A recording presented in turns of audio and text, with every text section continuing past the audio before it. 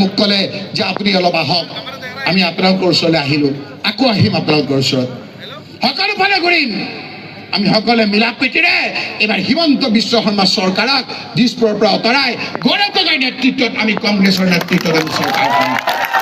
এইখিনি কথাৰে আৰু বহুত কথা আছে, কিন্তু মোৰ ভাতৃ আমাৰ উদয় ভানু ডাঙৰীয়া আছে, জুবেৰ আলম, আপোনালোকে জানে বৰাকত তেওঁৰ ঘৰ, বৰাকৰ তেওঁৰ নেতা, তেওঁ গুৱাহাটীত আহি আমি তাক কংগ্ৰেছৰ যুৱ কংগ্ৰেছৰ সভাপতি পাতিছোঁ। আজি এটা শক্তিশালী নেতা, সেই নেতাৰ ৰাতিপুৱা ফোন যে আপোনাৰ গুৱাহাটীত যি মিটিং থাকে থাকক, আজি আপোনালোকে ইয়াত আহিব লাগিব। সেই আহি দেখিছোঁ আপোনালোকৰ মৰম, আপোনালোকৰ উপস্থিতিয়ে আমাক আপ্লুত কৰিছে। সকলোকে আমি কৈছোঁ যে আমি খুচিৰ সময়ত, আনন্দৰ সময়ত আপোনালোকৰ ওচৰত নাথাকিলেও বিপদৰ সময়ত এই ৰকিবুল হুছেইনক, কংগ্ৰেছক আপোনালোকে গৌৰৱ গগৈ সদায় পাব ৰাইজ। আপোনালোকে ধন্যবাদ। জয় অসম, জয় হিন্দ।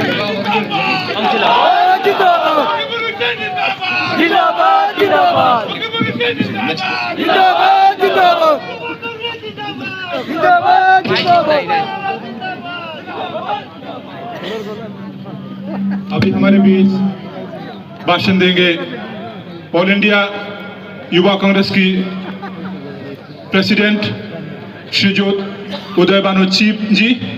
हम उनको रिक्वेस्ट करते हैं अपना